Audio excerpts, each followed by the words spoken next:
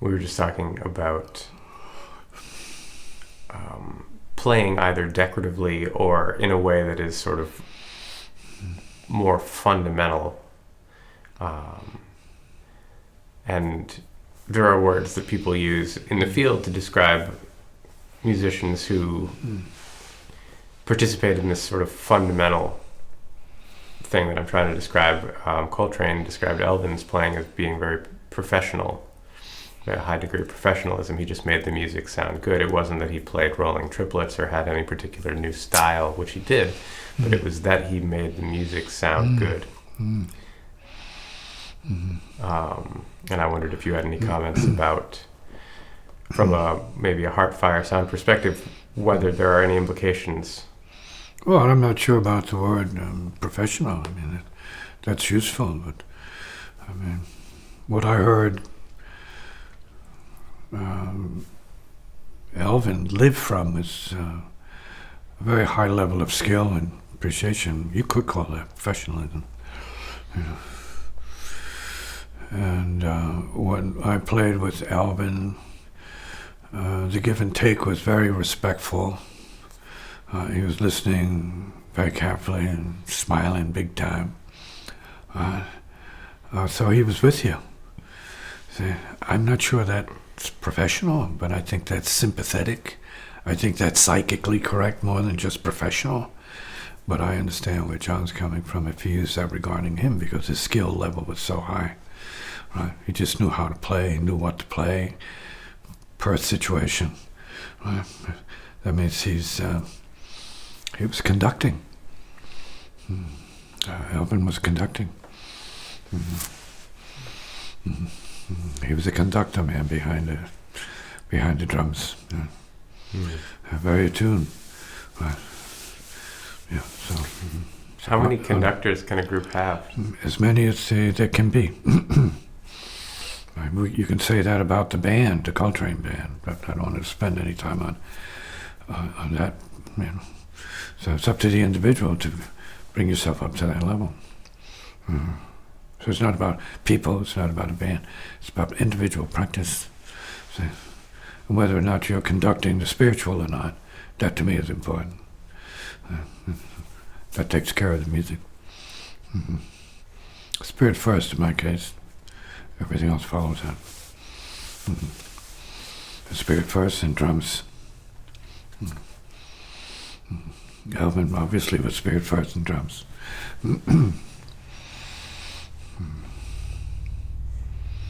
And each of these drum masters have their own vocabulary and way of describing their process for some people. When I first started playing with Rashid, his first question was, one of his first questions was are you one of the immortals? And I said, I couldn't say for sure. We'll have to see, you know. And eventually we got to that place where, you know, he had no doubts about what I was or where I was at, based upon our playing together. In all the diverse contexts that we played together, different bands.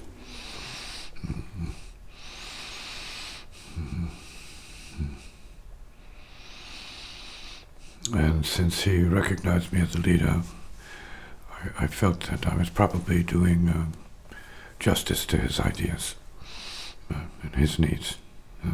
Great player. Come in.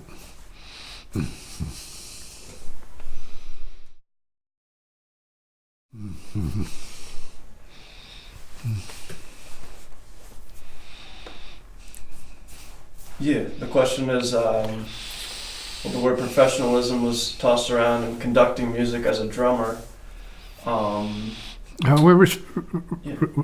Regarding the word as professionalism as a certain kind of high standard, right? Right. Like unquestionable standard of professionalism. Go ahead. Is there a certain amount of exposure of one's self or inner being that needs to go on in order to bring the music out? or For some, maybe. Most professional classical players don't really ordinarily have an opportunity to express their inner being in any way.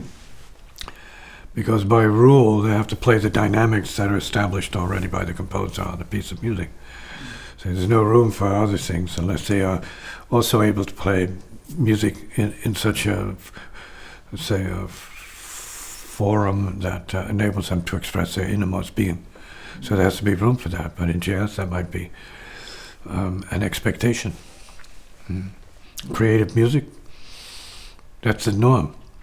Right? Complete exposure, surrender, native, openness. But it's not just a puke. I talk about pukes. Also, bearing your sense of the preciousness of music and the beauty of it, the majesty of the music. Right? So it's not just a separate thing. It's really having to do with your character and your quality and your fundamental goodness and nobility, if you have any sense of that. So, and once you're playing from that place, it's good, right? Because you feel the goodness in your playing and in your intention, and so you feel it. People get it. Yeah. Sometimes that is higher than a standard, because at any level you can have that goodness and people can respond to it, even as beginners in school. Depends on your nature, whether or not you have a nature that's going to be communicated as goodness to your friends and your audience. That's the higher standard at a certain point. So even at like your purity, yeah. a word we didn't use is your purity. So, purity of intention and purity of heartfulness. So, like in singers, you can feel the vibrations in their voice, and they don't need a band. They just need a chance to sing, and you hear it, and you feel it. It's coming from the depths, and you feel the vibrations, and it just, resonates, and you feel great. They're expressing you as well as themselves. Yeah, like you were saying earlier, when we were playing music, it's in the beginning or early stages of your playing that, people couldn't tell what exactly you were doing, but they could feel it. They could feel the soulfulness coming through. So I guess this relates in a sense. Yeah, I'm not sure how that translates in terms of how other people play. Right, sure. But I think in my own case, I was wounded enough as a child to be vulnerable to emotion and sound and music, and so that's my, I guess you might say, strength in my music, right, in this music that I play. Emotional vulnerability, but not, extreme or indulgent, but to say it has its place.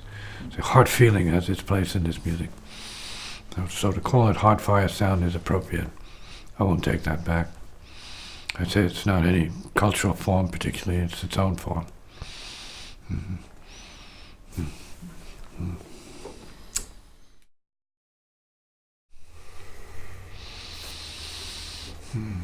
In the Army Band, you had the collective of musicians that were hired by the government and accepted into the unit.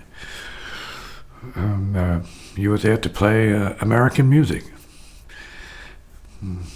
We did the best we could with that. That often included classical and sometimes pop music. But apart from that, what would happen is members would group off into, let's say, what they preferred to play, and they made a band of that. So you had a rock band, you had a folk band, and you had somewhat more avant-garde jazz bands, because the jazz band was mostly a conservative jazz band, like a dance band, but then you had people who were listening to deeper music.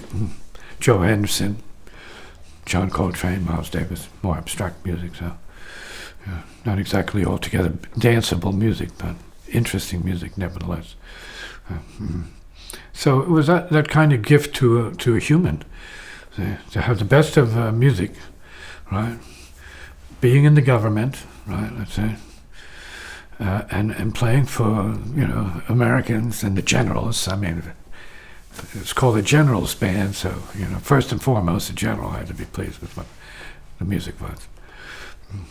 And, but you had the freedom to develop, and I think that's what happened in my case. I developed as a musician, aside from what I had to play in the stage band or in the concert band.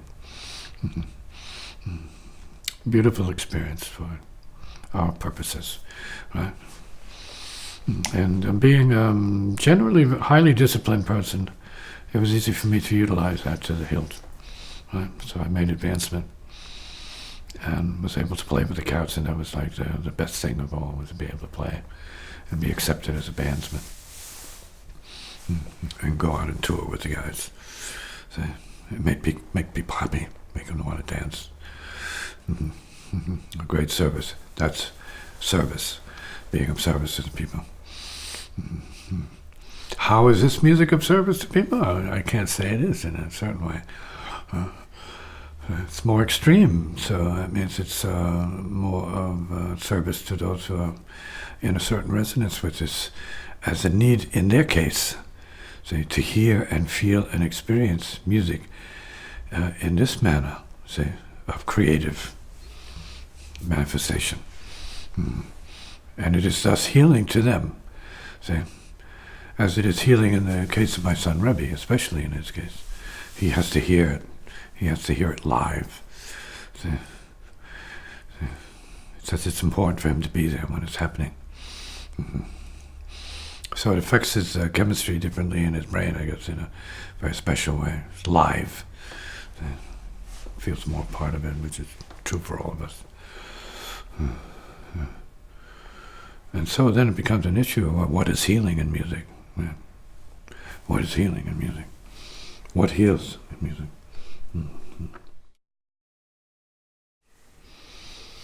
So I say, what do you get out of this music?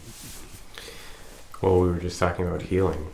The ways in which it's healing seem to be that there's something so engaging and so immediate and vibrant about playing this music that it really strips away, it burns away that which isn't part of this very exact on-the-spot moment. So thought can't keep up, self can't keep up, mind can't keep up, and what's left is true. To be playing this music is, in its sort of fully fledged form, it feels like flying. It feels like having what we talk about as spirit, like actually manifest, is wind under the wings. It's beautiful, soaring freedom expressed as sound. Well, sound is the wing. It's the wind, but it's also the wing.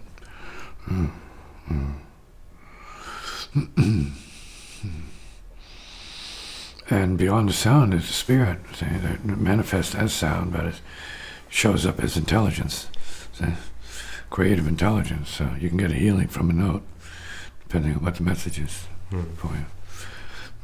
It could be one note that unscrews you, uncorks you, liberates you. Could be one note. Could be a moment.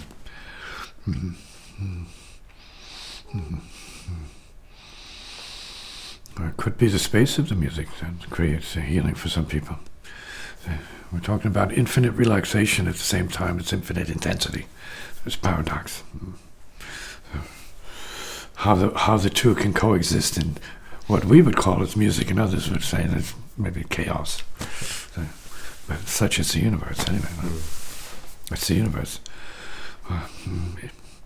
It's as it is, and it's up to the self-mind to try and figure out and make sense of it, and call it one kind of music over another music, or not at all. Anything. For some, then, this very sound and this very intensity and blazing sort of appearance could be considered silence. It may be equal to silence. So, It's like hearing the silence of the sun in its full radiance.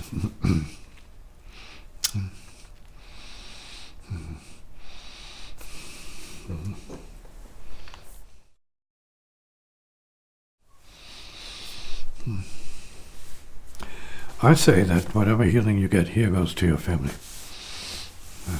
So it goes out. So it doesn't go to the walls. So it goes through the walls. So the music and the sound, it goes through everybody.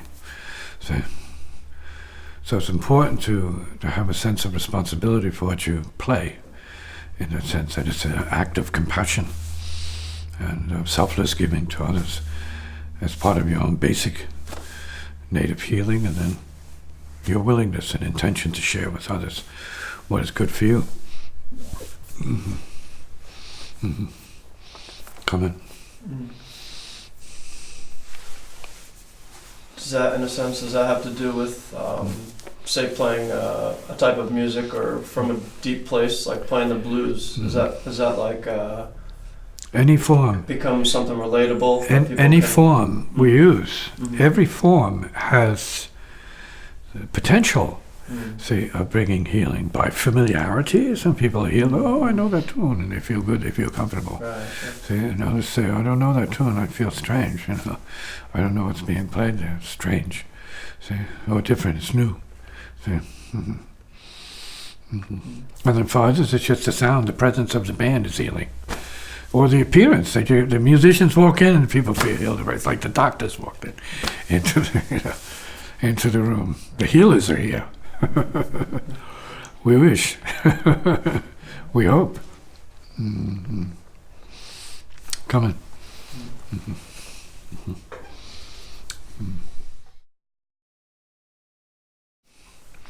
If there is a politic to this music, it's about healing. See? It's about healing. And going to the musician for a certain quality of native healing, that is not conventional. It's unconventional healing. This is unconventional healing. This is a form of psychic healing. A psychic breathing, sound healing. Now, of course, it's also for high-wired people in a certain way, in terms of your brain adjusting to the formulations of certain patterns of notes that are appearing to be dissonant, but they're purificational. Since no one asked me, I'm saying these are purifying. Listen and appreciate the purification. See, let it do the healing.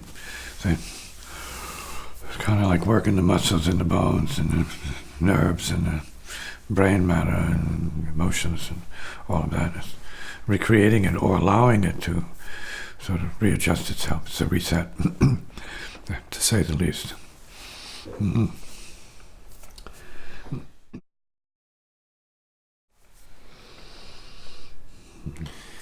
What, if any, special training does it take to engage in this type of music?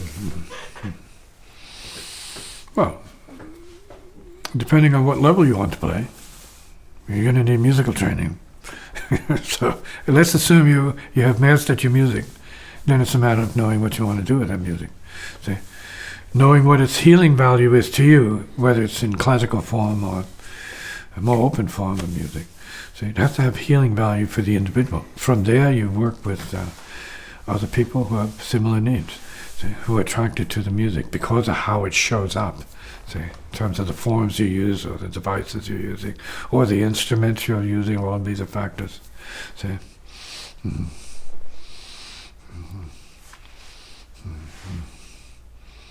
Not too many people are immediately ready to open up to like 3 full sets of drums. Or more. Begin with 3. Not too many people would see the sanity to that in multiple bass players, necessarily, unless it's an orchestra and everything is sort of like coordinated perfectly and properly and so on. But I wouldn't go that far. See, I'm coming from the place where I know that there's already a natural resonance, that someone who has a resonance in the band, just one being, can cause the rest of them to come into tune with that resonance. See? So then it's already orchestrated. by resonance, and some hearing, of course. Say some sympathetic accord. See what's going on. So there could be a minimal framework for that, and then it doesn't have to be written because it's being lived. That's different. So can you live it? There's a whole truth to that.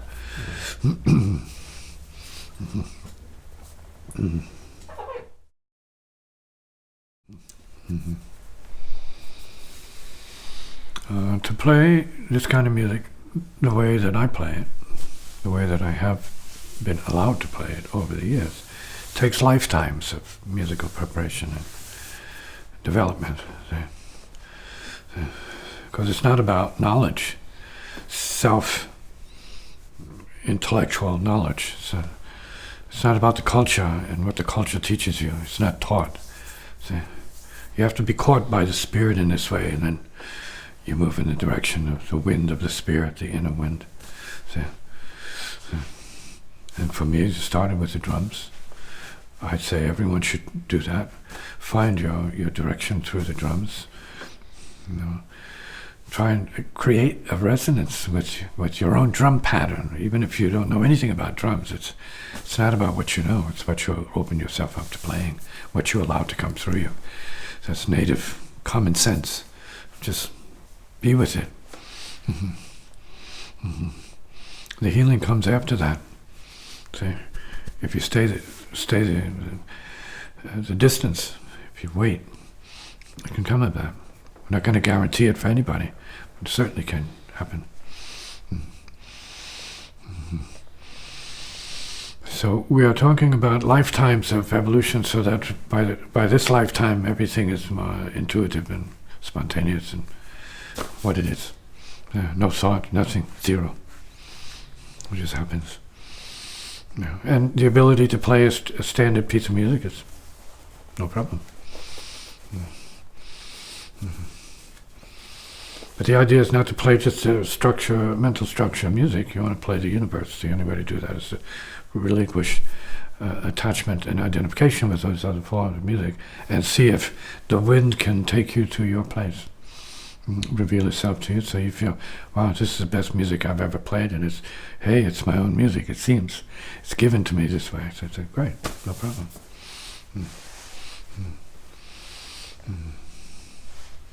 So there comes a point where you maximize your musical training.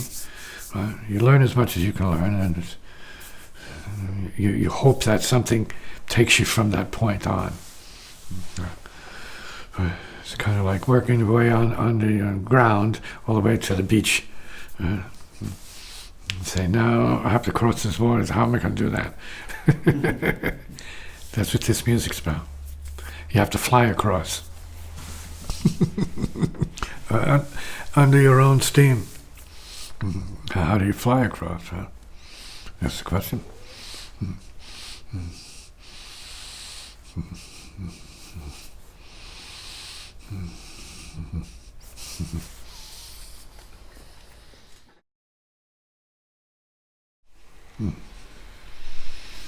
Once you reach the limits of your own intelligence in terms of your musical training, right? That could be exhaustion at the symphonic level. All the greatest music, by some people's standards, ever composed in the world. See? And many are adept at doing that, but they don't feel gratified. There's still something missing. How do I know? I know the people.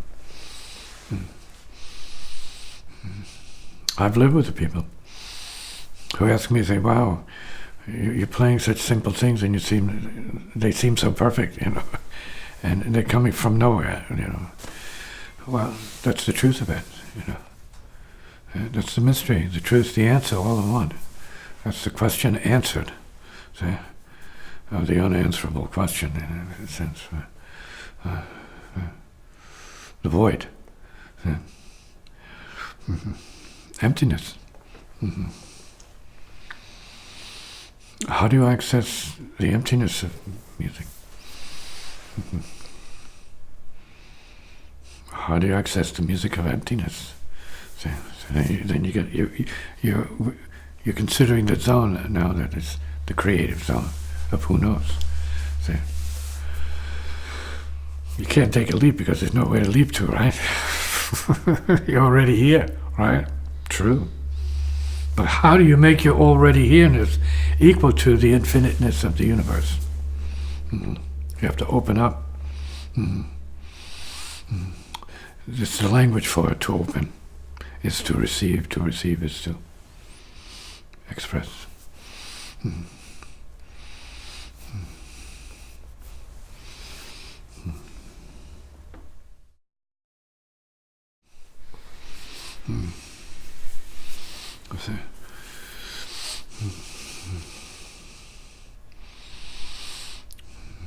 The madness is the emptiness. The insubstantiality of it, unsubstantiality of it, the non-substance of it.